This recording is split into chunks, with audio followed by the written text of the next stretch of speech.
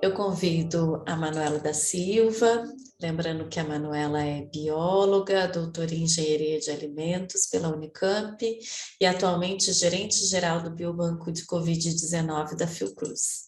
A Manuela vai ministrar a próxima etapa da nossa aula e em seguida a gente vai ter então espaço para fazer perguntas para ela. Manuela, por favor. Obrigada, Estela. De novo, agradeço a apresentação, a introdução e o convite, então, para estar aqui com vocês hoje. Vou compartilhar aqui a minha apresentação. Pronto, deu certo, né? Isso, perfeito. Tá ótimo. Bom, então, eu primeiro queria dar parabéns aí para a apresentação da Bruna, que foi excelente e muito didática e vai me ajudar muito. Assim, eu vou poder passar mais rapidamente alguns pontos que ela já tratou muito bem. Tá? Me falaram que haviam algumas dúvidas sobre o protocolo de Nagoya e tal, então eu vou passar rapidamente também sobre a Convenção da Diversidade Biológica e protocolo de Nagoya antes de entrar na lei, tá? E também está relacionado, porque, quer dizer, como vocês sabem, a nossa lei, né, ela é baseada na CDB e tem uns pontos aí em relação a conceitos que eu acho que é importante pontuar bem, para ficar claro. Então, vamos lá, começando com os conceitos, né? A CDB, ela estabeleceu o conceito de acesso e repartição de benefícios, que em inglês a gente chama de Access and Benefit Sharing. Então, a gente muitas vezes usa o acrônimo, né, a sigla ABS, do inglês. Então, define como os recursos genéticos podem ser acessados e como os benefícios resultantes de seu uso são compartilhados entre os usuários. Podem ser pessoas, instituições ou países que utilizam os recursos. E os provedores, da mesma coisa. Pessoas, instituições ou países que os fornecem. Então, aqui, gente, eu já chamo a atenção para duas situações aqui que eu grifei, né? Duas palavras. Acessados, né? De acesso e uso. Na CDB e, consequentemente, no Protocolo Nagoya e, consequentemente, na grande maioria dos países que fizeram sua legislação com base no Protocolo Nagoya, acesso é diferente de utilização. Tá? O Brasil definiu na sua legislação que acesso seria uso, pesquisa, desenvolvimento tecnológico. Mas, na CDB, no Protocolo Nagoya, está muito claro que são duas coisas diferentes. Tá? Em vários momentos, as duas palavras aparecem separadamente. Então, usar recursos genéticos, podem ser plantas, animais, micro-organismos ou outros organismos, é o processo de pesquisar suas propriedades e usá-las para aumentar o conhecimento e compreensão científica, ainda para desenvolver produtos comerciais. E os usuários desses recursos são obrigados, consequentemente, né, a obter permissão, ou seja, o consentimento previamente informado, o PIC, ou negociar e pactuar os termos e condições de acesso, utilização desse recurso e repartição de benefícios por meio de termos mutuamente acordados, o MET, né, ou o acordo de repartição de benefícios como temos no Brasil. Tá? Então, agora sobre o Protocolo Nagoya, né, ele implementa, entre outros, o artigo 8J da CDB, que é focado em conhecimento tradicional associado, né, que vocês já sabem o que é, que respeita, preserva a manutenção de CTA, trata, então, do acesso ao CTA pelo PIC, né, o meio de consentimento prévio informado, PIC em inglês, tá? Previous Informed Consent.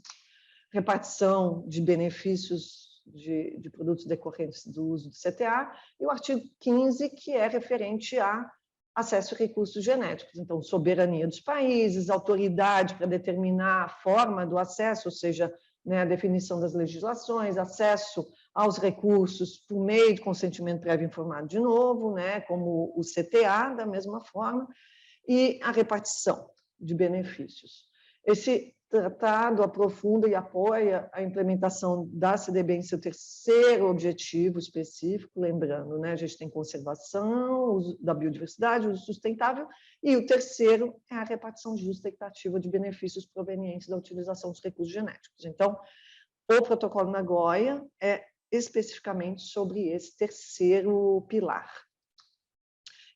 E estabelece uma estrutura internacional juridicamente vinculada para promover a implementação transparente e eficaz do acesso e da repartição de benefícios ao nível nacional. E ajuda a estabelecer condições mais previsíveis para o acesso aos recursos genéticos e ao CTA, ao mesmo tempo que ajuda a garantir a repartição de benefícios. E aí, para isso tudo, né, cria caminhos mais seguros para quem compartilha conhecimentos tradicionais associados aos recursos genéticos com pesquisadores. E assim, então, o protocolo ajuda a criar confiança entre país provedor e país usuário, fornecendo uma estrutura clara e transparente para acesso e repartição de benefícios, garantindo maior segurança jurídica.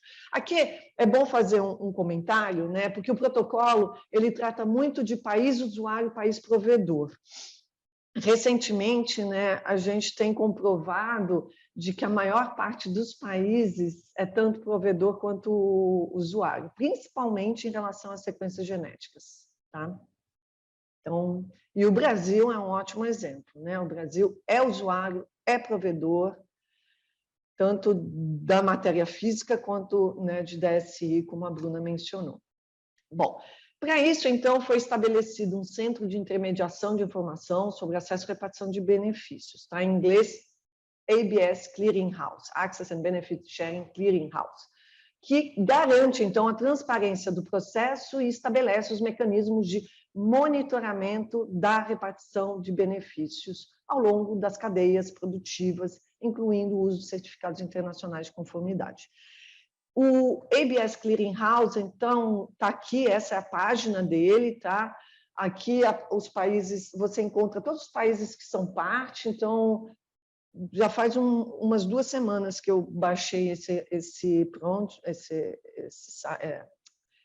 print, então não sei se mudou, mas até então 133 países parte e 3 ratificaram, então estão no processo de se tornarem partes, tá? 65 ainda não são. Então, aqui a gente tem o Brasil, né? Como alguns de vocês sabem, o Brasil se tornou parte recentemente, em junho, tá? E, a partir daí, então,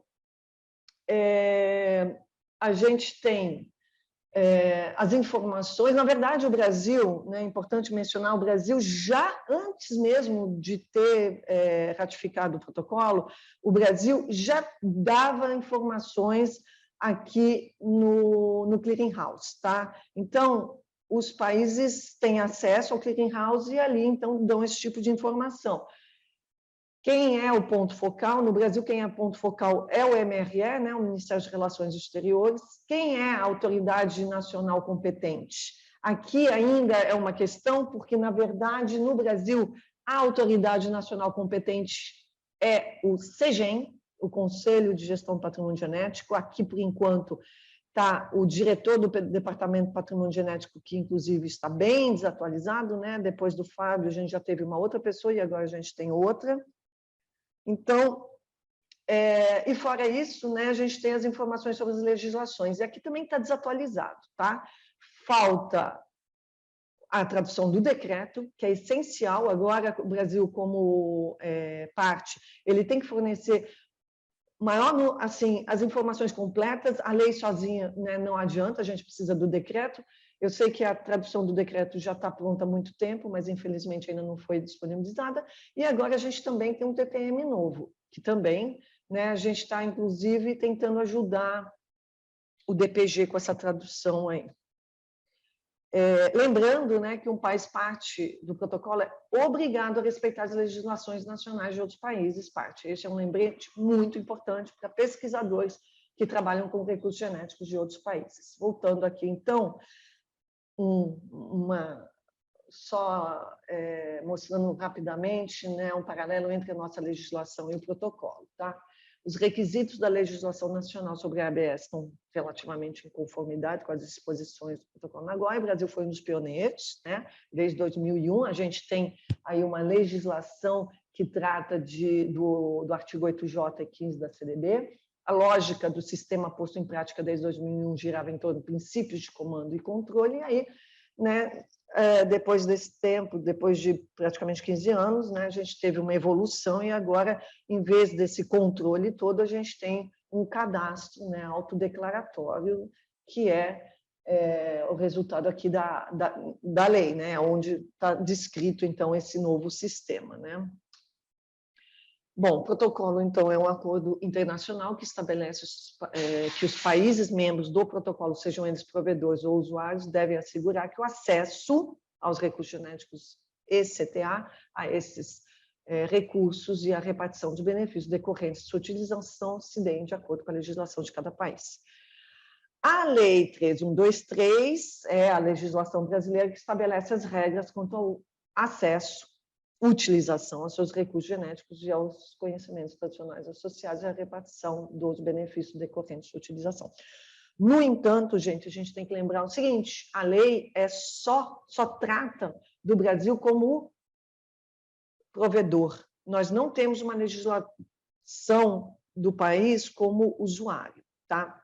Esse é um artigo que a gente publicou recentemente, né, o Braulio Dias, que fez a abertura, né, do curso, junto com o Luiz Marinello. Então, nós três escrevemos esse livro, onde a gente fez uma análise, né, comentários e recomendações para regulamentar o Protocolo Nagoya no Brasil.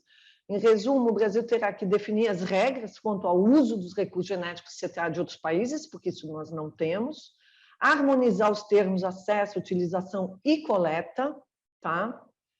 Porque isso eu já vou, em breve já explico mais um pouquinho sobre a questão de coleta. Avaliar a questão da coleta neste contexto, avaliar a questão dos marcos temporais também. A gente tem uma situação aí bem complicada por causa da questão acesso e coleta. Bom, agora sobre a lei, né, a gente tem o CEGEM, né, que além, né, dos 9 ministérios representando, dos diferentes ministérios que têm representantes dos 9 ministérios que têm relação com o tema, a gente também tem 9 representantes da sociedade civil, tá? O setor empresarial, o setor dos detentores CTA e o setor acadêmico. E o CEGEM funciona por meio de plenário, câmaras temáticas, câmaras setoriais, secretaria executiva. Agora, especificamente sobre a Câmara Setorial da Academia. A gente também tem uma Câmara Setorial de Detentores, tá? A Câmara Setorial da Academia, ela foi criada em março, mas a sua primeira reunião foi em agosto, e ela trata de temas específicos da academia e discute propostas. Então, na primeira reunião em agosto, eu fui indicada como coordenadora da Câmara Setorial da Academia.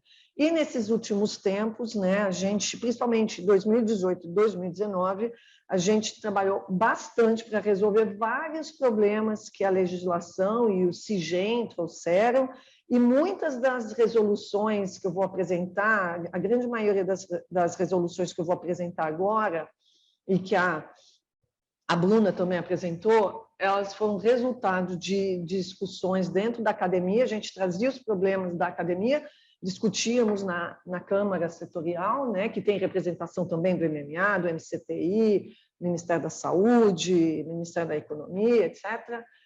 E a gente fazia propostas de resoluções, de minutas, né, que foram sempre aprovadas por unanimidade, felizmente, porque o CEGEM entendia as dificuldades que a academia estava enfrentando por essa situação. Então, gente, para vocês terem informações sobre a CSA, né, é só entrar na página do CEGEM, a gente sempre informa sobre a próxima reunião. Ainda não tem informação aqui sobre a próxima reunião, que é em junho, mas essa semana eu espero que já tenha. Se vocês quiserem ter informações sobre as reuniões passadas, a gente tem aqui também. Aqui temos documentos que dão ajuda também, que dão suporte aí, né, para os pesquisadores, tá? Então, eu vou passar batido aqui, né, porque a Bruna já falou, né, a questão, então, do alcance, né, dessa legislação, né, para a gente entender o alcance, É importante saber a definição do patrimônio genético, que já foi apresentado. E aí, né, a Bruna deu os mesmos exemplos que eu sempre dou, né, para as pessoas entenderem que as pesquisas básicas também estão incluídas. Isso é só para reforçar, gente, qualquer pesquisa com a biodiversidade brasileira, tá? Ela está no escopo dessa legislação. E aí, esses são só alguns exemplos. Teve alguém que perguntou sobre regularização. Só um lembrete, a regularização de pesquisas feitas a partir de 2001 até 2015 não incluem pesquisas envolvendo esse tipo de assunto, tá? Epidemiologia, taxonomia, filogenia, etc. Tá bom? Outro ponto importante que a Bruna também falou, tá? Que é fundamental, que por conta dessa definição, na verdade, desde 2001 também, tá? Mas ficou mais claro nessa legislação, né, por causa do decreto e também no CIGEM, que as sequências genéticas também estão incluídas no escopo. Tá? E aí, eu quero fazer abrir uns parênteses aqui, que eu acho que é importante, porque realmente a gente está num momento de muita discussão sobre isso, né, de DSI, né, Digital Sequence Information, no nível internacional, tá? E eu tenho participado dessas discussões ativamente, desde a primeira COP que isso surgiu, em 2016, depois, de novo, em 2018, e na COP 15, esse ano, no segundo semestre, isso vai ser retomado. Mas, enquanto isso, a gente está tendo outras reuniões discutindo esse tema. E, por causa disso, a Academia Internacional está muito preocupada, né? A gente formou a rede científica de DSI, tá? Essa é a página, eu participo dessa rede. Eu convido a todos a entrarem nessa página, onde a gente explica várias coisas, tem essa carta aberta. A nossa preocupação maior é que a questão do acesso aberto às sequências genéticas já depositadas nos bancos, né, de Inbank, o banco japonês ou o banco europeu, que fazem parte de uma mesma rede, a gente pode ter uma situação aí que mude, tá? Então, é importante que eu sugiro fortemente que vocês visitem essa página. Nessa mesma página tem esse artigo que a gente publicou na Nature, explicando, então, qual é a proposta, né? A proposta é, a gente reconhece a importância da repartição de benefícios no caso de algum produto desenvolvido com base em DSI, né? Mas, para a pesquisa continuar, né, e para a gente poder continuar trabalhando na direção da conservação e tal, o acesso tem que continuar sendo aberto, tá? Então, uma questão que a gente vem discutindo muito é isso aqui. Embora todos os países tenham acesso igual e aberto ao DSI, disponibilizado pelos bancos de dados públicos, a capacidade de usar e se beneficiar ao máximo desses dados é desigual, tá? Por exemplo, cientistas de países de baixa ou média renda têm, em média, cerca de 40% menos publicações envolvendo DSI do que os países da OCDE. Sendo assim, a proposta para garantir que o uso do DSI continue sendo aberto seria por meio de um mecanismo multilateral de repartição de benefícios separado do acesso aos dados que estimule e intensifique o uso do DSI. Então, a gente tem o acesso, mas a repartição de benefícios teria que ser desacoplado, tá? Em algum momento, se alguém quiser mais informações, a gente pode discutir. Bom, a gente teve reunião recente em Genebra, eu participei, inclusive, como membro da rede, e principalmente nesse grupo aqui, ó, grupo de trabalho aberto sobre o marco global da biodiversidade pós-2020, esse tema foi bastante discutido. Um resuminho rápido aqui sobre os próximos passos, tá, dessa discussão, que vai continuar lá na COP 15. Tá? Então, representantes da comunidade científica, setor privado e organizações da sociedade civil e bancos de dados serão convidados a participar do grupo consultivo informal. Além disso, haverá a encomenda de uma avaliação independente sobre as opções políticas sobre o DSI. A avaliação independente será compartilhada com esse grupo aqui e depois com os países, parte. Esse grupo vai revisar essa avaliação e vai fazer uma avaliação independente, tá? E também vai avaliar a definição DSI, que ainda não temos uma definição completa, não são só sequências genéticas, são também macromoléculas, proteínas, metabólitos, etc., e o impacto das soluções propostas em diferentes grupos de interessados. E aí esse grupo aqui, né, que coordena, né, esse grupo, vai avaliar tudo isso, e essas discussões, então, vão ser levadas antes da COP, em Nairobi, em junho, e depois para a COP 15. Tá? Voltando aqui para a legislação brasileira, só reforçando, né, a questão dos micro-organismos, né, que a Bruna já falou, isso aqui foi um ponto importante da mudança em relação à legislação anterior, definir claramente que qualquer micro-organismo isolado no Brasil é patrimônio genético brasileiro, mesmo que seja isolado de uma planta exótica ou de um animal exótico. Tá? Isso é importante. Outra coisa na área da saúde que eu sempre trago aqui, inclusive com base no artigo 107 do decreto, que não é só o micro-organismo isolado. Por exemplo, além de micro-organismos isolados, agentes etiológicos presentes em material biológico humano ou animal também estão no escopo da lei. Portanto, atividades como diagnóstico para identificação direta ou indireta desses organismos, se forem para pesquisa e DT, também estão no escopo da lei. Tá? Isso é importante lembrarem. Bom, a lei abrange todas essas atividades, como já falei, né? E aí temos a exploração econômica de produto oriundo de acesso ao patrimônio genético e CTA. Tá? Diferente da legislação anterior, a repartição de benefícios só ocorre neste momento. E aqui, na verdade, eu só trouxe esse slide para lembrar dessa questão aqui. Tá? Aqui no Brasil, então, acesso é pesquisa e desenvolvimento tecnológico. No resto do mundo, é coleta, tá? É aquisição, isolamento de micro-organismo, coleta. E aí, lembrando, coleta não é dentro dessa legislação, é responsabilidade do ICMBio, tá? O Instituto Chico Mendes, também vinculado ao MMA, né? Que trabalha através de um sistema de autorização prévia, nesse caso é prévio. Tá? Então, todo material obtido de área de proteção ambiental, tirando qualquer área de proteção ambiental, a gente tem que ter autorização. Quando for fungo, planta e tal, é voluntário, tá? Mas tirando a cavidade natural também, tá? Se essas plantas, esses micro-organismos forem coletados de área de cavernas, também precisa de autorização. Esse é um ponto importante. E uma coisa, a Bruna falou sobre as autorizações, tá? Eu só queria reforçar uma coisa, eu não vou falar sobre isso, mas uma coisa importante. Quando for coleta, apenas a coleta nas áreas, por exemplo, de fronteira, isso não é passível de autorização, é apenas quando for acesso, tá? Isso é importante. Bom, o cadastro, então, como a gente já sabe, né, a pesquisa pode ser iniciada a qualquer momento, sem fazer absolutamente nada. Mas, antes dessas atividades aqui que já foram mencionadas, o cadastro tem que ser feito, né?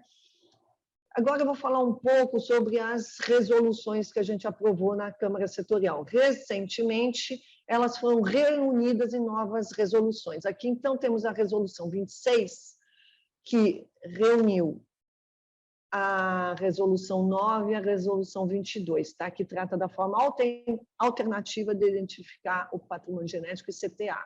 Então, ela permite que a gente use planilhas.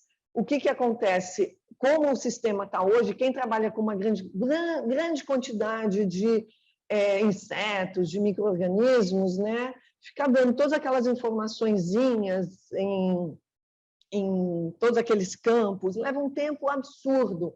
E todos os pesquisadores têm isso planilhado. Então, a gente conseguiu padronizar as planilhas, tá? Elas estão aqui disponíveis na página do CEGEM.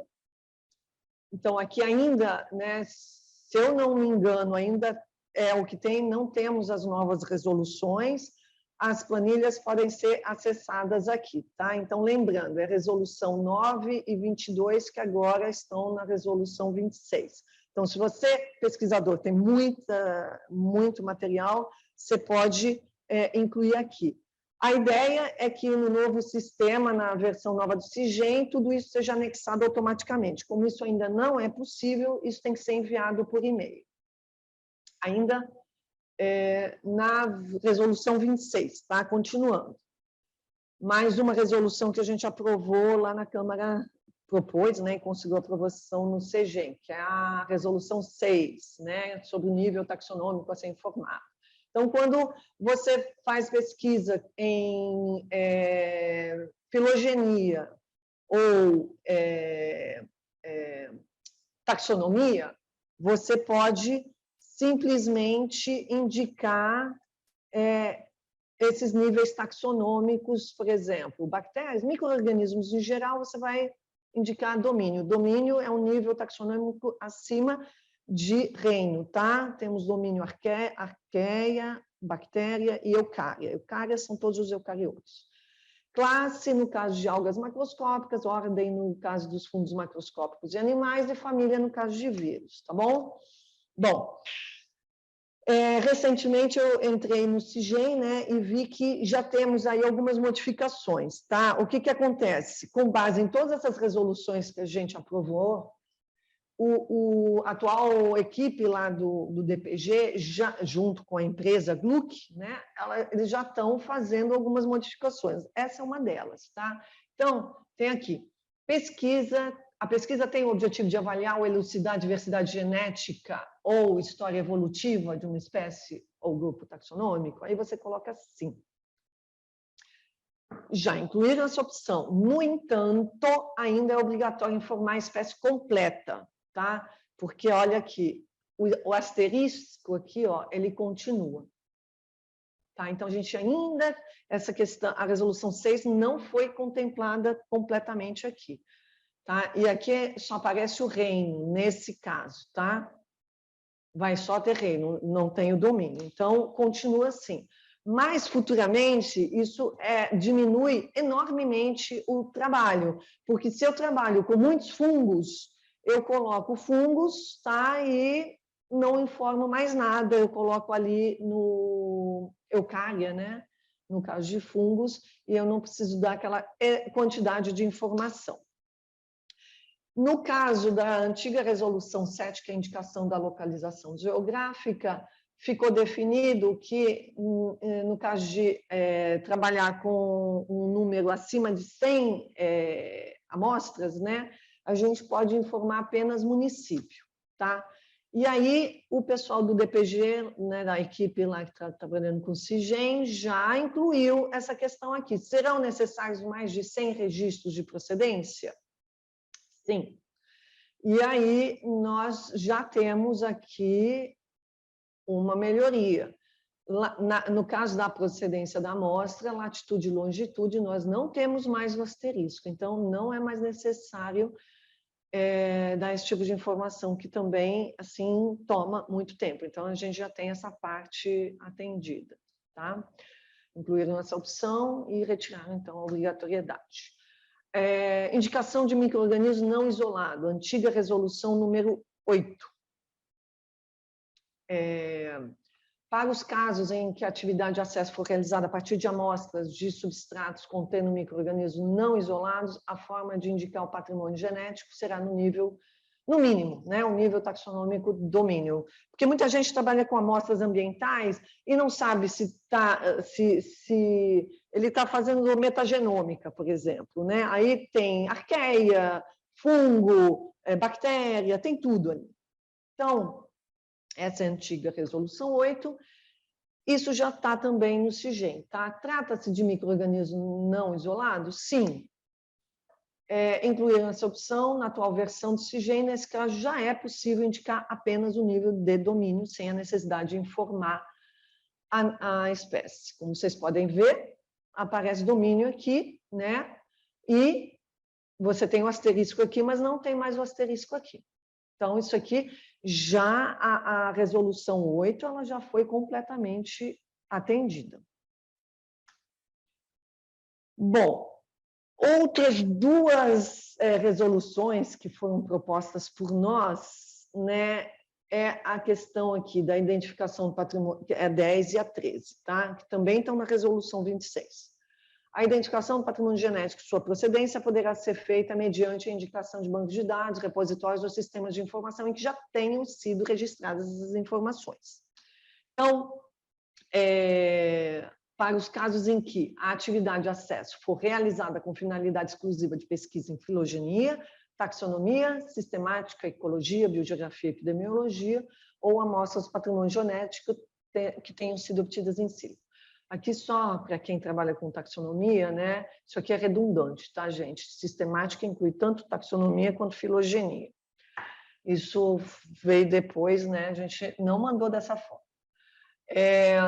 E aqui, então, estão incluídas aqui, né? Por exemplo, todas as DSI, tá? Sequências genéticas. Então, qual era a nossa proposta? Se a gente tem todas as informações sobre esse tipo de material, nesse caso aqui, tá? Quando for DSI, é para tudo, tá? Pesquisa e desenvolvimento tecnológico. Quando for a matéria física, aí é somente para essas pesquisas aqui, tá? Então, temos essa diferença aqui.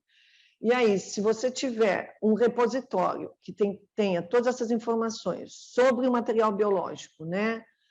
E a procedência, você só vai indicar o site onde esse material está, tá? Então, a ideia é que o CIGEM disponibilizará um formulário eletrônico para o atendimento ao disposto neste artigo. Então, por exemplo, taxonomistas, em vez de incluírem no CIGEM as informações sobre cada um dos exemplares e sobre a procedência deles, poderão indicar apenas o link do catálogo da coleção. Se a coleção tem um catálogo, tem todas essas informações, não precisa fazer mais nada, é só incluir esse link.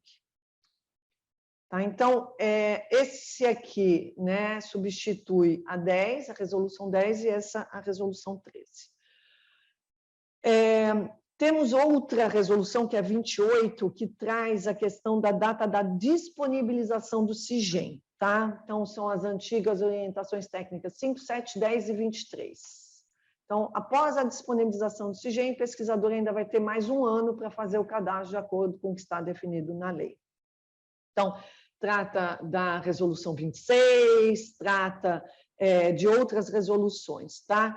Agora, é nesse momento que eu recomendo vocês, pesquisadores, que já tiveram, né, que têm pesquisas que as funcionalidades já foram contempladas, por favor, não esperem isso, já cadastrem, tá? Não vale a pena esperar, porque a pesquisa, essas informações vão sendo acumuladas, e aí vai dar muito mais trabalho. Então, se essas funcionalidades já forem atendidas, já cadastrem, tá bom? Rapidamente sobre essa questão de CTA, né, como já foi falado, a gente tem o consentimento prévio informado exigido, né, quando for de origem identificável. E aí, a questão assim, mais problemática para os pesquisadores hoje em dia é quando a gente trabalha, por exemplo, num levantamento, né, de plantas medicinais em que as informações são obtidas de fonte secundária. Imagina um pesquisador que está trabalhando com 150 plantas medicinais de, digamos, 100 comunidades dispersas pelo Brasil. É impraticável que aquele, por exemplo, um doutorado, né, de 4 anos trabalhe com aquilo e vá atrás dessas 100 comunidades para obter esse PIC, né, esse consentimento prévio informado. Então, isso tem sido uma questão que a gente também tem discutido com a Câmara Setorial dos Detentores. Tá? Agora, sobre a nova Resolução 27, essas resoluções, até onde eu sei, ainda não estão disponíveis, tá, gente? A Resolução 27, então, revogou a Resolução 12, que revogou a Resolução 5, que revogou a Resolução 1, e que aprova o modelo TTM e a guia de remessa.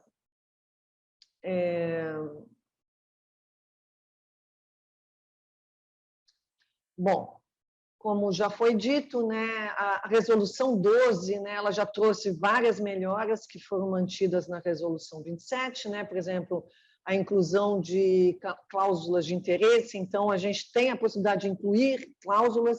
Na Fiocruz, por exemplo, a gente tem um TTM bem mais completo, onde a gente colocou a questão de resultados, questão de propriedade intelectual e tal, tá?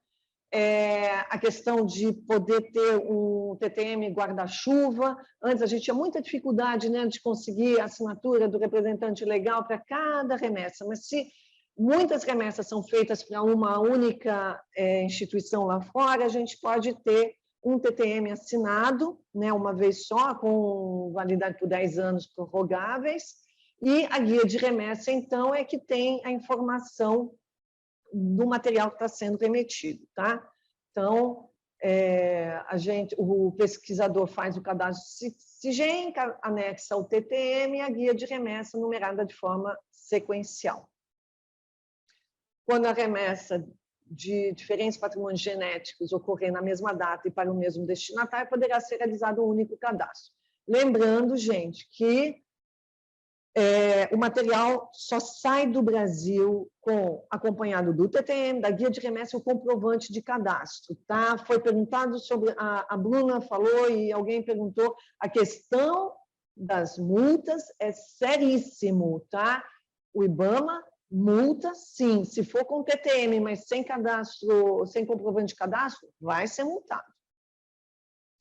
Bom, eu trouxe aqui algumas informações e cláusulas novas que a gente conseguiu, né, nessa revisão, a Câmara Setorial conseguiu incluir para melhorar os trâmites com as instituições lá fora, porque a gente está tendo muitas e muitas dificuldades.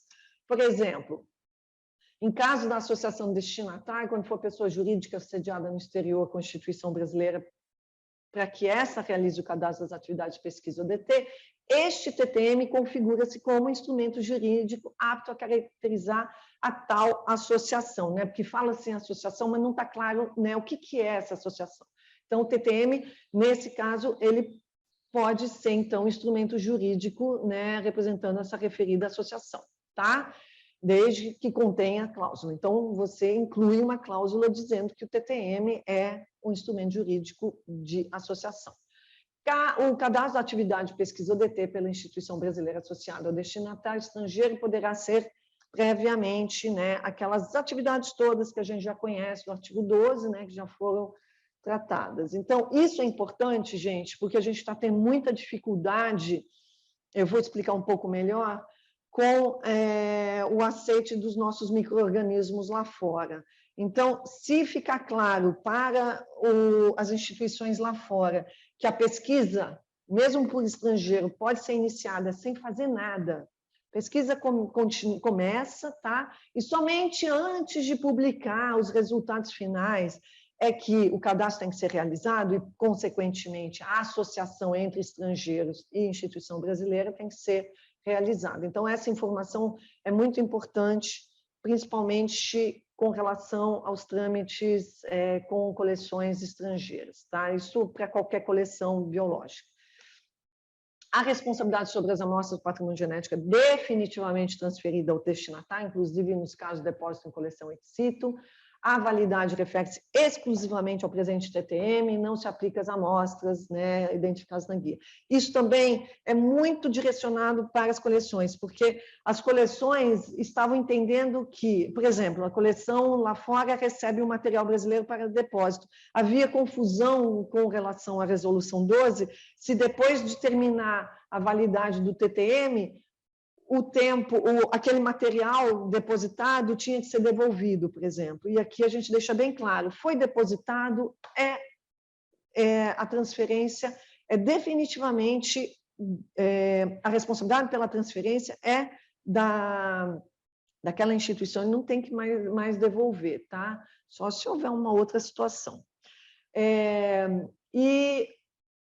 Caso a guia de remessa autorize, né, o repasse das amostras de patrimônio genético a terceiros poderão ser repassados mesmo após o termo da validade, né, desse TTM, devendo o destinatário enviar ao SEGEM anualmente os TTMs e tal. Isso também é muito importante para as coleções, porque elas podem, então, no final do exercício fiscal, né, mandar, então, todos os TTMs para o SEGEM. A gente achou interessante deixar mais claro e o procedimento. E também foram incluídos glossário no TTM com importantes definições, que isso ajuda também. além da resolução 12, tá? A 27 traz também, junta, né, a resolução 11 e 15. A 11 estabelece que a devolução às instituições estrangeiras mantenedoras de coleção ex situ das amostras do patrimônio genético brasileiro tenham sido emprestadas às instituições nacionais, não se enquadra no conceito de remessa. Então, é muito comum, por exemplo, herbários, né, eles emprestam material que é brasileiro, está depositado lá e é deles o material, né? Então, eles emprestam para o pesquisador brasileiro fazer a sua pesquisa. Quando o pesquisador devolve, isso não é remessa. A responsabilidade é daquela instituição, já está lá.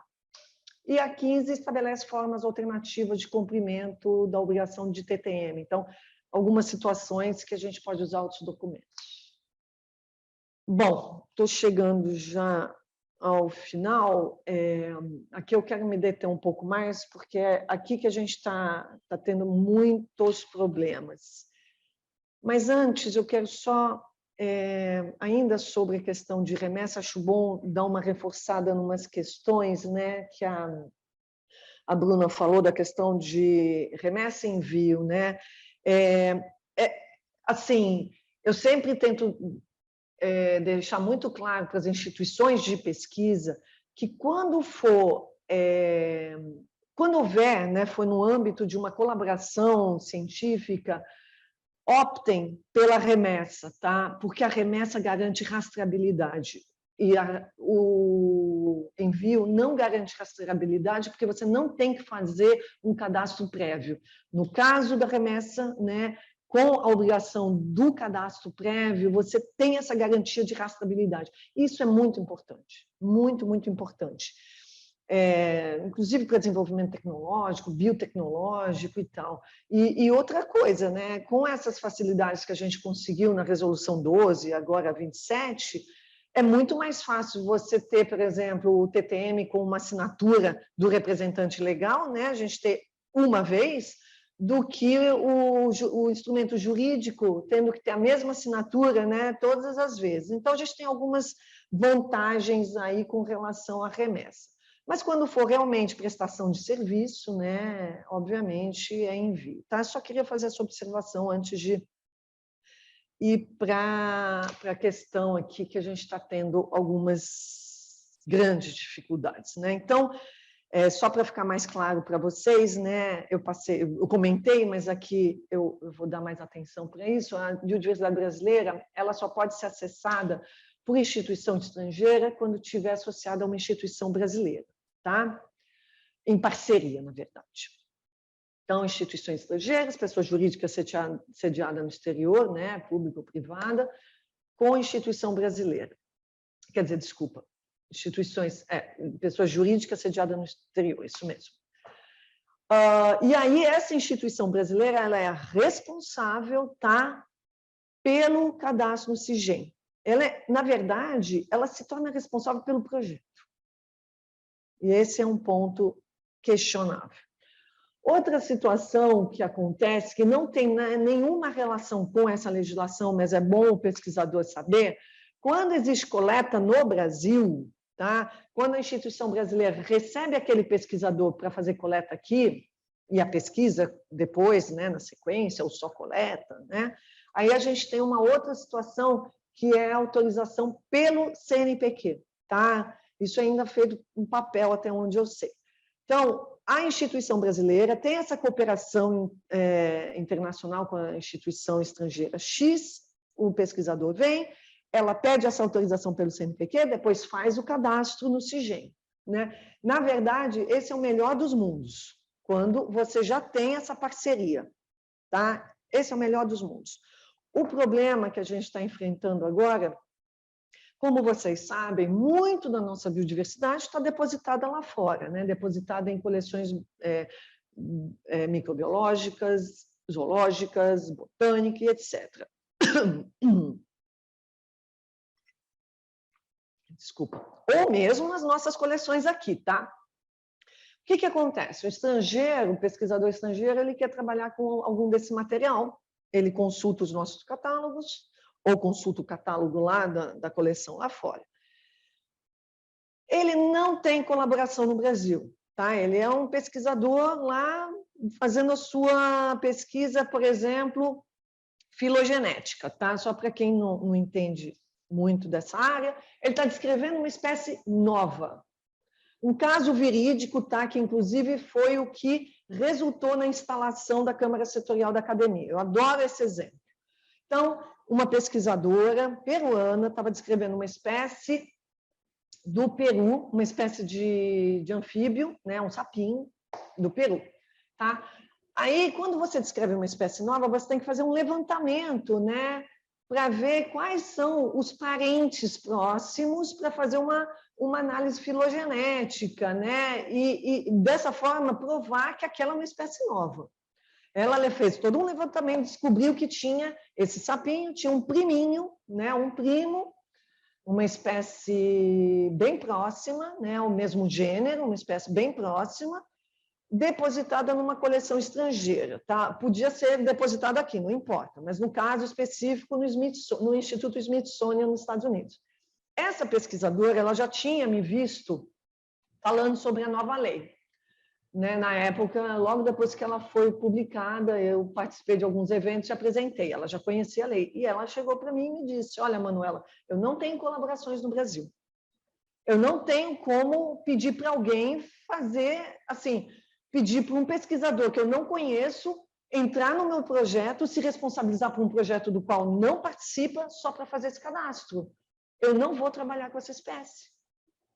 Esse é um grande prejuízo para a nossa biodiversidade. A gente deixa de ter mais informações sobre a nossa biodiversidade. Esse é um exemplo zoológico. No caso de micro-organismos, a situação é mais crítica ainda. Por causa dessa exigência, tá?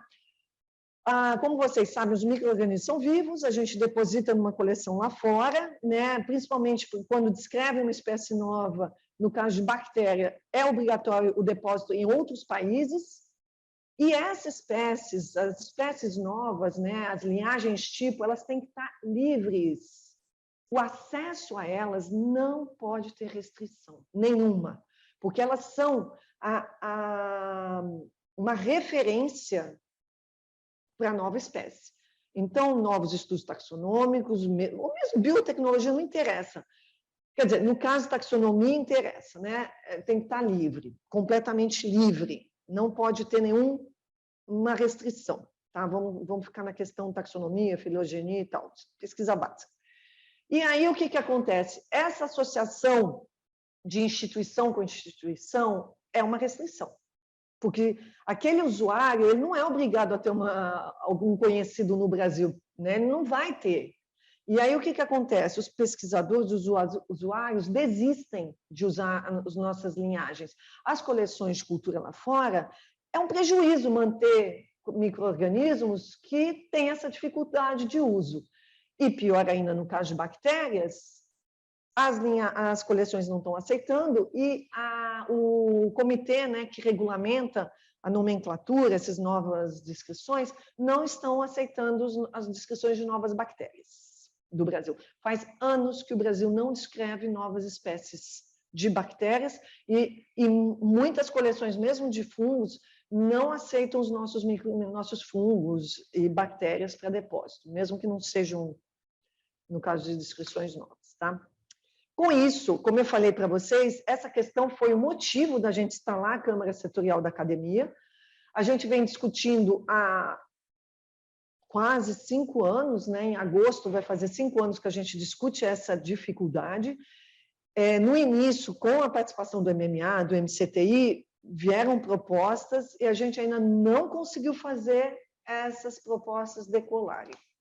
Então, a solução seria ter uma ou algumas instituições nacionais de pesquisa científica e tecnológica fixas como candidatas, né, ou como parceiras já fixas, né, para os pesquisadores que não têm colaboração no Brasil. Então, por exemplo, inicialmente era o IBIT, depois passou a ser o ICMBio, né, vinculado ao MMA, que faz mais sentido até. A gente até voltou para essa questão do ICMBio, né? A gente teve que voltar para isso, para que ela seja a parceira fixa de todos esses essas situações em que não há colaboração científica. E aí, na versão 2 do CIGEM, a gente teria um pré-cadastro acessível ao estrangeiro, inglês e português, onde o pesquisador estrangeiro dá todas as informações necessárias sobre o projeto, a instituição parceira fixa avalia, valida, esse pré-cadastro vira um cadastro e entra no fluxo. Agora, qual é a situação que a gente está vivendo? A gente viu que com o ICMBio estava indo muito bem. Houve uma mudança ali e congelaram essa opção. Aí a gente começou a trabalhar com a possibilidade de instituições se candidatarem. Aí a gente esbarrou num outro problema. A gente tinha para uma instituição pública poder fazer esse cadastro somente para cumprir essa legislação, a gente tem que ter uma garantia que a instituição não se torne responsável pelo projeto, porque isso é antiético. A instituição brasileira ela não pode entrar num projeto só para fazer esse cadastro, se ela não participa desse projeto. Isso leva a questões extremamente complexas, constrangedoras e antiéticas. Então, se uma instituição brasileira ela não fica formalmente isenta dessa responsabilização, ela não pode se candidatar para ser a responsável pelo cadastro. E aí a gente está no impasse, entendeu? A gente fez propostas aqui, já tem feito, né, propostas para o CIGEM, enquanto a gente não tem esse pré-cadastro, aproveitar a versão atual, já tem aqui, neste cadastro, a parceria com a instituição sediada no exterior, que envolve colaboração científica entre a instituição, e aí aparece essa explicação. Este cadastro está sendo realizado pela Instituição Nacional de Pesquisa como forma de cumprir as obrigações regulatórias de instituição sediada no exterior, que executou isoladamente as atividades de acesso sem parceria, colaboração científica entre as entidades. A gente também tinha proposto que no final tivesse um item aqui, naquela lista de termos que a instituição brasileira não seria responsável, mas isso foi abolido, né, por causa de um parecer da Conjur, dizendo que isso não é possível. Nesse caso aqui, tá, a gente, na última reunião da Câmara Setorial, a gente pediu uma modificação para ficar mais claro. Tá? Isso foi uma proposta nossa, mas depois a gente viu que não estava funcionando muito bem. Então, a gente propôs que essa pergunta fosse da seguinte forma: neste cadastro, a parceria com a instituição sediada no exterior sem colaboração científica entre as instituições? E aí a pergunta seria assim, aí a gente teria a informação. Então, o DPG vai fazer isso, tá? Para vocês terem mais informações, né, tem esse livro, né, que foi publicado pelo Hugo, né, com a minha participação, mas o Hugo é o autor principal, né? A gente trata de CIGEM, CISBio, MAPA, IBAMA, CTF, CITES. Inclusive, a gente tem aí um projeto aprovado da FAPERJ, em que a gente está atualizando tudo isso com algumas colaborações, a gente convidou algumas pessoas para complementarem, e aí, nesse caso, vai ser digital, e aí vai estar livre. Nesse caso, a gente teve que fazer por essa editora, e aí o livro é comprado, mas a gente espera que em breve tenhamos essa publicação, que será gratuita. No portal da Fiocruz também, né, além do que eu tinha respondido, né, a gente tem no portal informações sobre as coleções biológicas, mas a gente também tem aqui informações sobre acesso ao patrimônio genético CTA, então tem aqui essa apresentação, só que ela está um pouco desatualizada, eu preciso atualizar completa.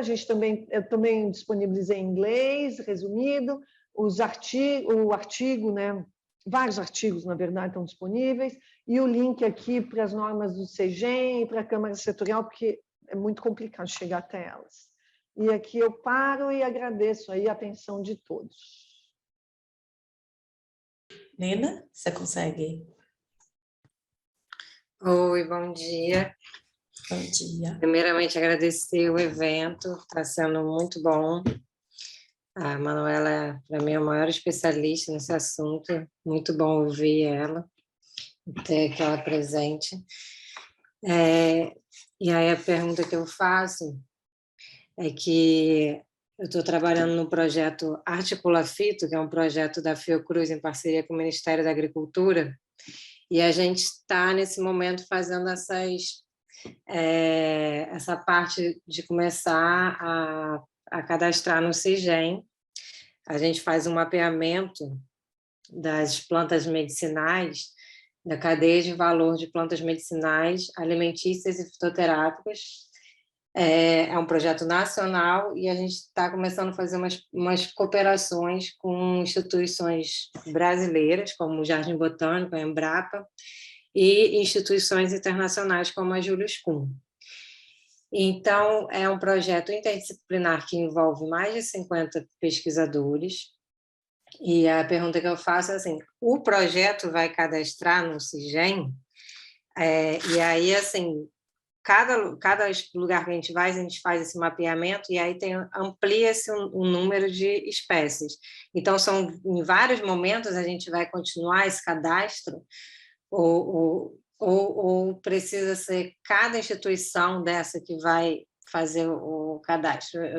Eu ainda estou com algumas dúvidas a respeito disso, assim, porque agora a gente está na dúvida se é a Embrapa que faz ou se é a gente que faz o cadastro. Então, a gente está nesse momento agora discutindo isso, por causa disso que eu estou aqui nesse curso, para aprender e levar para o projeto. Tá. Nina, obrigada, tá?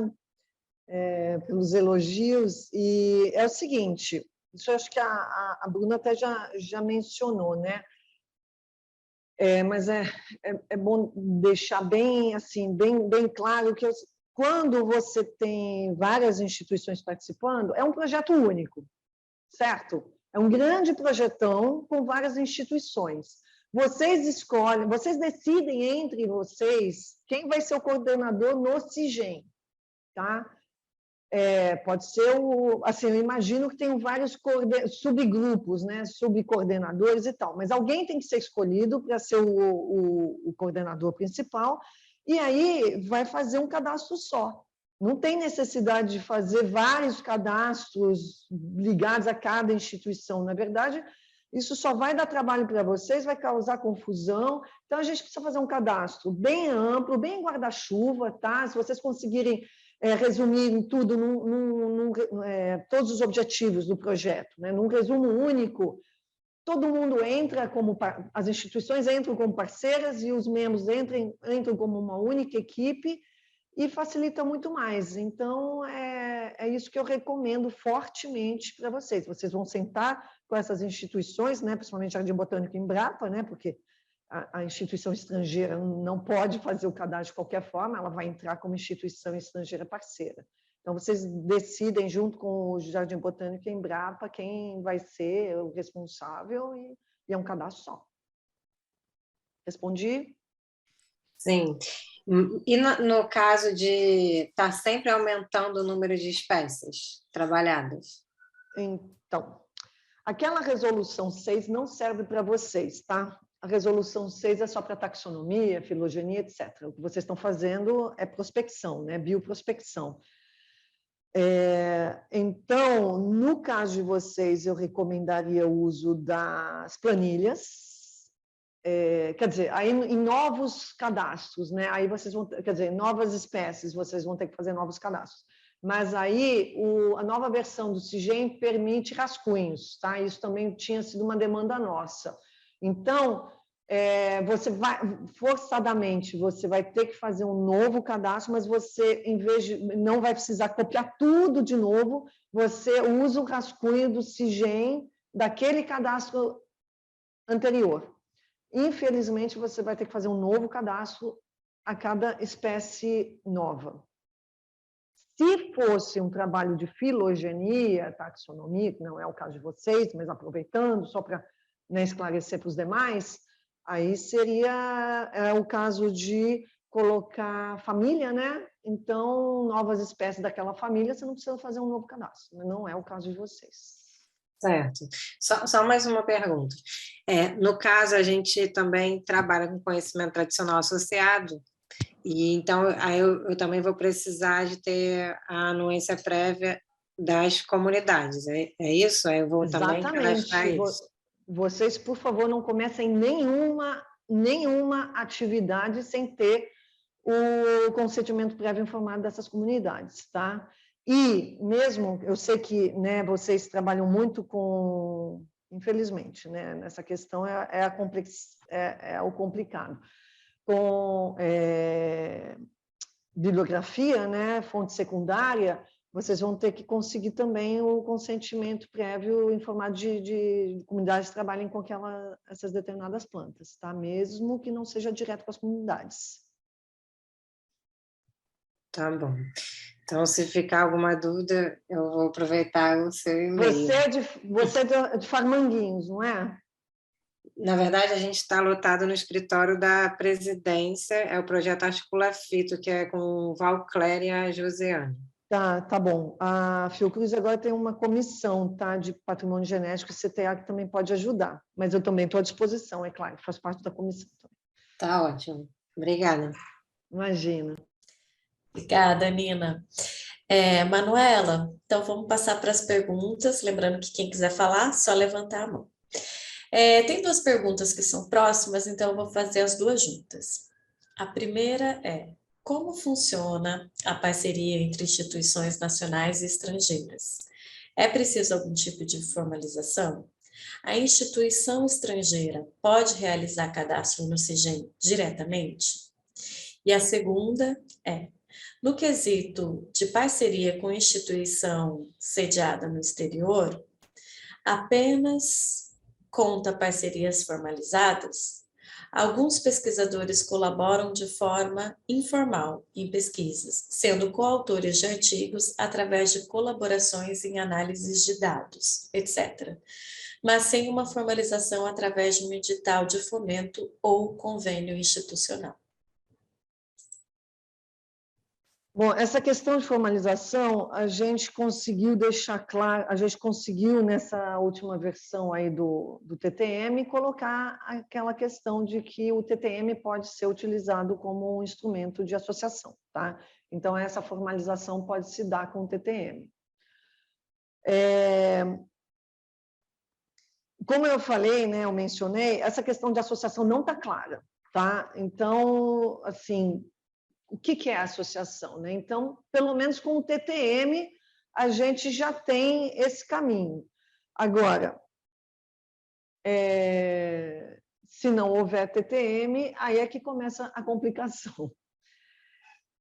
E aí o estrangeiro não pode fazer o cadastro CIGEM, é por isso que eu expliquei, no finalzinho da minha aula, né, eu reforcei muito essa questão dos problemas que a gente está enfrentando, tá? Infelizmente, na verdade, assim, eu até acho a exigência de associação estrangeiro com brasileiro importante num outro nível, só no nível do desenvolvimento tecnológico, desenvolvimento de um produto. No nível da pesquisa, está causando todos esses problemas que eu descrevi. Então, o estrangeiro não pode fazer esse cadastro por si só. E é isso que a gente está tentando resolver há 5 anos junto ao Departamento de Patrimônio Genético, junto ao CIGEM, que tenhamos esse pré-cadastro, que o estrangeiro possa entrar lá. Os estrangeiros, gente, eu quero que vocês entendam, no mundo acadêmico, o que eles mais querem, assim, eu posso falar grande maioria, claro, tem os mal-intencionados, tá? Mas a grande maioria quer cumprir a lei. Eles querem. Só que o Brasil não está dando essa possibilidade. E aí eles estão deixando de trabalhar com a nossa biodiversidade. Porque se o pesquisador estrangeiro não tem ninguém aqui no Brasil para fazer colaboração, não conhece, não tem como fazer... o estrangeiro não pode entrar no CIGEM para fazer, então ele desiste. Então é isso, tá? Reforçando. Isso é importante que vocês entendam. O que a gente está pleiteando e trabalhando com a equipe do DPG para ajustar o CIGEM também nessa questão, para termos alguma coisa também formalizado de que o estrangeiro possa entrar num pré-cadastro, ele dá todas as informações exigidas pela lei, uma instituição fixa, parceira, espero que seja o ICMBio, porque ele é vinculado ao MMA, ou mesmo o Jardim Botânico, que já tinha até se disponibilizado a fazer isso, o próprio ICMBio já tinha se disponibilizado, mas aí nós não sabemos direito o que aconteceu e deu tudo para trás. Ou seja, essas duas instituições, elas avaliam aquele pré-cadastro, se estiver tudo ok, validam o pré-cadastro, ele se torna um cadastro e entra no sistema. É isso que a gente está querendo fazer, porque do jeito que está, é impossível o estrangeiro que não tem colaboração brasileira trabalhar com a nossa biodiversidade. Eu não sei se eu respondi tudo.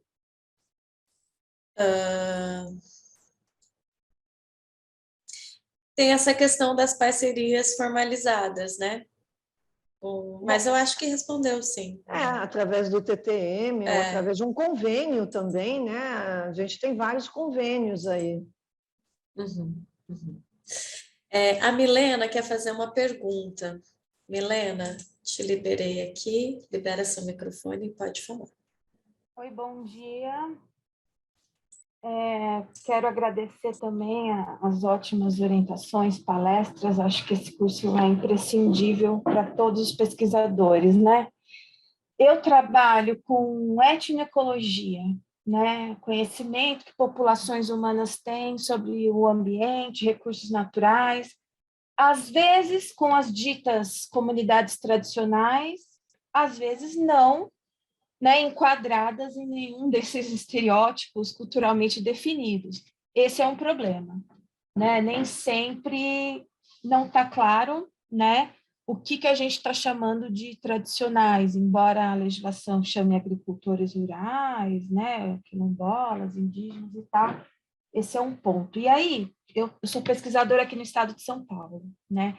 Aqui a confusão é gigantesca em relação a isso, e a aplicação dessas legislações. Então, para vocês terem ideia, a Fundação Florestal, que faz a gestão das unidades de conservação aqui em São Paulo, elas obrigam que a gente faça o cadastro no CIGEM, faça os cadastros de comitês de ética antes de começar, só para autorizar o ingresso do pesquisador nas unidades de conservação. Todos os pesquisadores. Então, eu estou aprendendo aqui no curso agora que os cadastros não precisam ser prévios, né?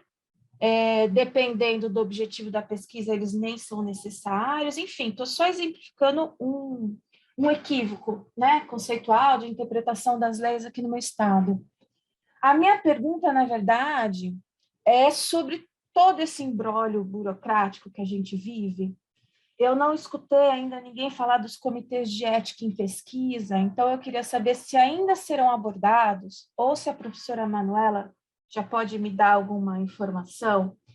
A gente tem o CONEP, né? O Conselho Nacional de Ética em Pesquisa, que de uns anos para cá colocou, né, uma resolução nova dizendo que todas as pesquisas envolvendo seres humanos, até mesmo as que têm abordagens sociais, né, humanas, não só da área médica, que é o comitê do Ministério da Saúde, mas, enfim, para as nossas pesquisas de etnoecologia, a gente tem que passar por esses comitês, tem que ter um termo de consentimento livre, esclarecido, para cada informante, né, individualmente.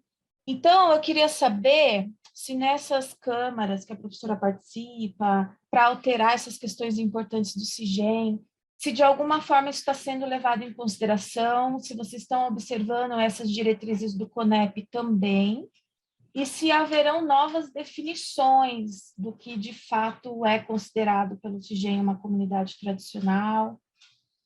E, por último, se o que a gente usa já como termo de consentimento livre, esclarecido individual, poderia ser um substituto a esse consentimento prévio, ou melhor ainda seria se esse consentimento prévio poderia ser um mecanismo de livrar a gente do consentimento individual. Não sei se eu fui muito clara, mas já agradeço.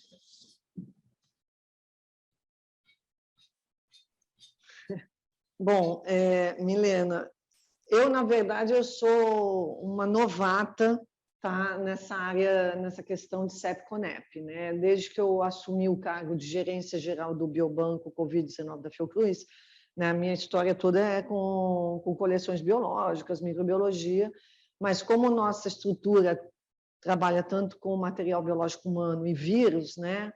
eu tive que entender um pouquinho mais sobre isso. Mas realmente eu não sou uma especialista, tá? A gente tem um grande especialista aqui. São duas legislações diferentes, tanto que esse era sempre um drama, né? São duas coisas muito diferentes. Tem a legislação do material biológico humano, que é isso que você acabou de descrever, né? Os comitês de ética em pesquisa das instituições, todas, né, ligadas aí à CONEP, né? E aí é o seguinte, no meu entendimento, o consentimento, né, individual, esse que você está descrevendo, poderia sim ser utilizado como um consentimento prévio informado, tá? Então, você pode ter um instrumento só, né, mas que atenda as duas áreas, tá? Agora, o CEGEM não vai... A Câmara Setorial, ela não vai entrar no mérito do CEP-CONEP, tá? A gente leva em consideração, sim, tem essa exigência que, na verdade, converge, né? Nos dois casos, a gente precisa de consentimento prévio, tá? Nenhuma pesquisa pode ser iniciada sem esse consentimento nos dois casos. Então, dá para aproveitar o mesmo documento. Essa questão de definição, né, de quem são esses detentores, eu também concordo com você que é complexo e tal, mas na próxima aula vai ter, né, vai ser aula específica sobre CTA, então eu acho que isso vai ficar muito mais claro para vocês. Eu recomendo fortemente, né, que você e outros que tenham dúvidas sobre essa questão assistam, tá? Eu não vou entrar nesse detalhamento, e também porque eu não tenho tanto conhecimento para isso. A professora Mayra Smith, né, para mim, ela é a maior especialista nessa área, então ela vai, com certeza, tirar todas essas dúvidas. Tinha mais algo? Eu respondi? Ainda foi satisfatório ou ainda falta alguma coisa? Milena? Não estava aparecendo aqui o microfone. Sim, professora, só confirmou o que eu já imaginava, a dificuldade de diálogo, né, entre esses sistemas todos.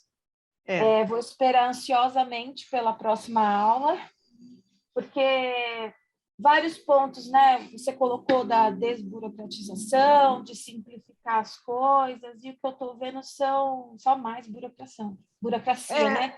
Embora esses sistemas converjam, né, para o consentimento e tudo mais, mas a gente está falando de duas obrigatoriedades, duas legislações relacionadas ao conhecimento, né, de populações que estão cada uma no seu canto, por enquanto, né? Então, não está facilitando a vida do pesquisador que está, né, nesse meio aí. Então, eu até quero, na verdade, tinha mais uma coisa que eu queria comentar. O que você está trazendo é importante, porque esse foi um dos pontos que a gente colocou lá atrás, né? Eu participei da comissão do MCTI para discutir esse novo módulo CIGEM-CNPq, e uma das coisas que a gente colocou como uma demanda da Câmara Setorial era a integração de todas essas bases, tá? A integração do CIGEM com o CISBio, com o CIBBR, com o catálogo técnico federal do IBAMA. E, na verdade, assim, a gente deveria também incluir a Plataforma Brasil, né, que é essa que cuida aí da pesquisa com os seres humanos. Então, Milena, eu só quero, assim, te dizer que isso era tá? Uma das demandas nossas para que a gente tenha essas integrações, para o pesquisador não ter que repetir as mesmas informações mais de uma plataforma, tá? Isso desde o início da Câmara Setorial. A gente vai continuar fazendo essa demanda, mas dentro dos próprios ministérios eu vejo que existe uma enormidade de complexidade, assim, toda hora há sempre, é complexo e tal, nananã, mas não importa, o nosso papel, a Câmara Setorial vai continuar pedindo isso, tá? Fazendo essa demanda. Agora, só mais uma coisa que eu lembrei que faltava te explicar, a questão do cadastro ser prévio. O cadastro não precisa ser prévio, mas eu sei que tem organizações, até instituições de fomento, né, agências de fomento exigindo. Mas isso aí já é uma definição própria daquela instituição, daquela organização, daquela agência de fomento. Isso a gente não interfere, assim, o CGEM não vai interferir nisso, né? Mas a lei não obriga. Só que eu, como pesquisadora, eu recomendo sempre fortemente que esse cadastro seja feito o quanto antes, porque é muito fácil a gente participar de um evento, fazer uma apresentação, um pôster, ou mesmo ser entrevistado, passar alguma informação prévia daquela pesquisa e não ter o cadastro feito. E aí a instituição vai ser multada. Pode, não é que vai ser, né? Agora, no caso das agências de fomento, eles solicitarem isso antes, é um equívoco, né? Porque se não for aprovado o projeto, dificilmente essa pesquisa vai acontecer, né? Exatamente, então, você tem toda a razão. Falta um pouquinho de bom senso aí dessas agências, né? Da etapa da pesquisa, enfim. Mas eu agradeço. Concordo com você. Eu agradeço a sua resposta, era o que eu esperava, uma luz no fim do túnel, uma esperança, né? Você disse que já há uma demanda disso, então eu espero que nos próximos tempos aí o nosso tipo de pesquisa seja levado em consideração nessas decisões para facilitar a nossa vida, né? Sim, outra coisa, só para finalizar, eu juro, a gente foi colocado também no bolo do pessoal da saúde, né? Quando, na verdade, as nossas pesquisas são interdisciplinares, eu sou bióloga, mas pela dificuldade de explicar o que é a etnoecologia, eu acabo indo mais pelo pessoal de humanas, né? Que aí fico mais distante ainda do pessoal da biodiversidade. Então, essa é uma coisa, de uma complexidade muito grande, mas a gente tem muitos profissionais que dariam conta de fazer essas definições muito bem, para que essa integração aconteça logo, né? Então, gostaria até de me disponibilizar, caso eu possa ajudar. Obrigada. Ô, Milena, eu que te agradeço. Seria bom você participar da Câmara Setorial da Academia, então, a gente precisa de mais gente dessa área, tá? A gente sempre disponibiliza a data e o link para a reunião na página do CGEM. Assim, a essa altura já deveria, né? Porque a próxima reunião, se eu não me engano, é dia 7. Eu não vou coordenar dessa vez, porque eu vou estar fora do país, mas a reunião é dia 7 de junho. Então, fica atenta ali, que eu espero que em breve a gente tenha a informação sobre a reunião e o link e a pauta, tá? Obrigada. Obrigada, Milena. Manuela, continuando aqui, que a gente tem 9 minutinhos, uma pergunta agora sobre consentimento. Temos os documentos de consentimento livre, prévio informado das comunidades pesquisadas, e vamos publicar um guia com espécies nativas e seus usos associados. É preciso fazer o cadastro pela instituição ou pelo organizador? Esse cadastramento leva quanto tempo em média? Você entendeu?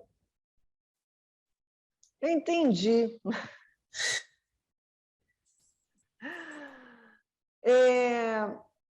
Podemos deixar essa pergunta para a Mayra, porque às vezes assim tem uma confusão, né? Quando você está fazendo um levantamento bibliográfico, se isso for um levantamento bibliográfico onde você não está trazendo nenhuma informação nova, não está fazendo uma análise e tal, tem que ver se é acesso mesmo, tá? Se fosse somente um levantamento, não é acesso. Então, eu preferia que essa pergunta fosse respondida pela Mayra Smith. Tá, perfeito. Podemos deixar assim? A gente guarda e usa como uma pergunta para a próxima aula.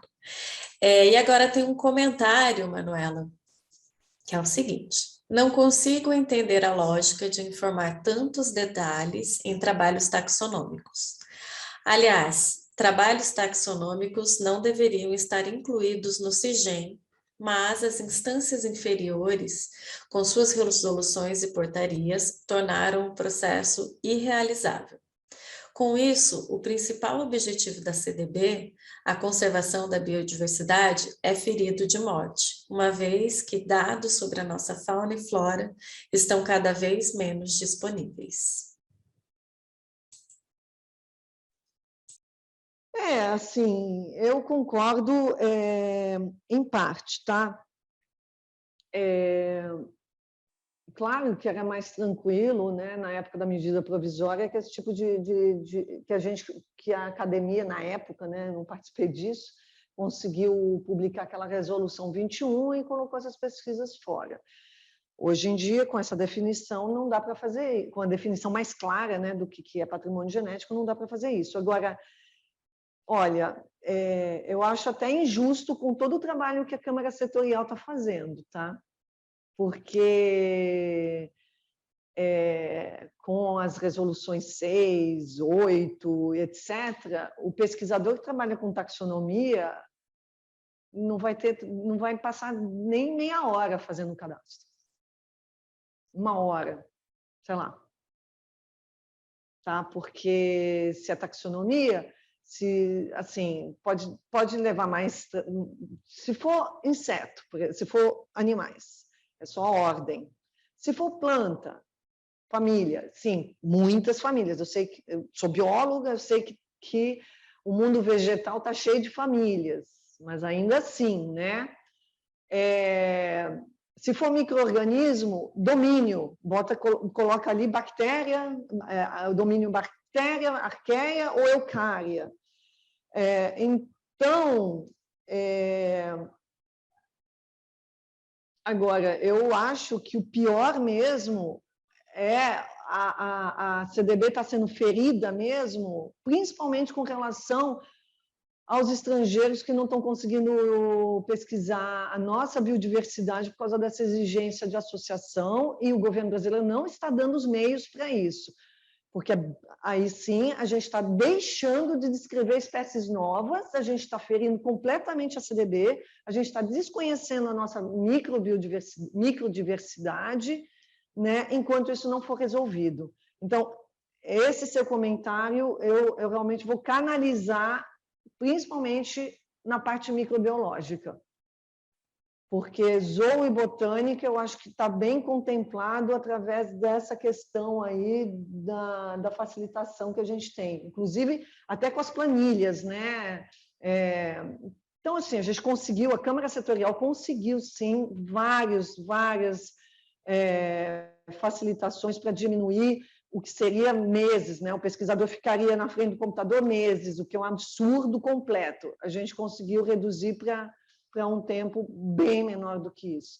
Mas, infelizmente, nesse ponto, eu até me sinto ainda assim, muito frustrada de não ter resolvido essa questão da associação. Obrigada, Manuela. A Patrícia levantou a mão. Patrícia, te liberei para falar. Libera seu microfone. Oi, Pronto. professora. Agradeço. Olá, vocês estão me ouvindo? Estamos te ouvindo. Agradeço muito as aulas, têm sido muito produtivas, né? E minha dúvida em relação a essa questão que a professora Manuela colocou sobre os micro-organismos. Em caso de amostras que são feitas para metagenômica, se você for fazer análise, por exemplo, de arqueia e bactéria, tem que fazer um cadastro duplo?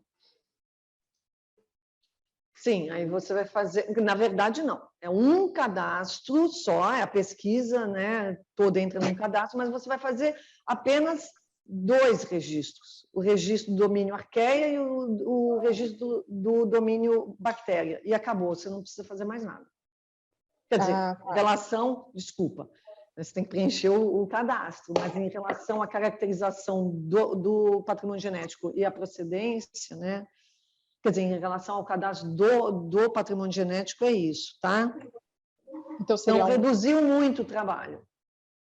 Tá ótimo, obrigada. E ele, pelo que eu vi, já está ativo, você já pode fazer o seu cadastro, tá? Tá ótimo, muito obrigada. Manuela, como a gente tem 2 minutinhos, você pode falar um pouco da diferença entre acesso e coleta? Bom, primeiro, Bruna, eu te agradeço aí, tá? Obrigada pelo comentário. Mas eu, inclusive, gostei muito da tua aula, tá? Foi muito, muito boa, como eu já tinha falado. Bom, rapidamente, tá, gente? Acesso é quando você está fazendo a... Bom, em termos de pesquisa, o pesquisador, às vezes, ele vai fazer primeiro a coleta. Ele vai a campo, né? E vai lá fazer a coleta de uma determinada planta. Isso é coleta e está fora do escopo da Lei 13.123. Aí ele pega, no caso de planta, não precisa fazer nada. Se for em áreas de preservação, ele vai ter que pedir autorização através do CISBio, responsabilidade do ICMBio, tá? Ele pega essa planta, leva para um laboratório. Ele vai fazer pesquisa com aquilo? Vai. Ele começa a pesquisa dele e aí isso é acesso. Antes de ter a divulgação dos resultados, ele vai fazer o cadastro. Então, coleta através do responsabilidade do ICMBio, autorização através do CISBio. Acesso, pesquisa taxonômica ou pesquisa aplicada para buscar algum composto ativo, por exemplo, um antibiótico, né? Que vai levar depois a um desenvolvimento tecnológico, pesquisa e desenvolvimento tecnológico, acesso, tá? Responsabilidade do CEGEM no âmbito da Lei 13.123. Claro para todo mundo?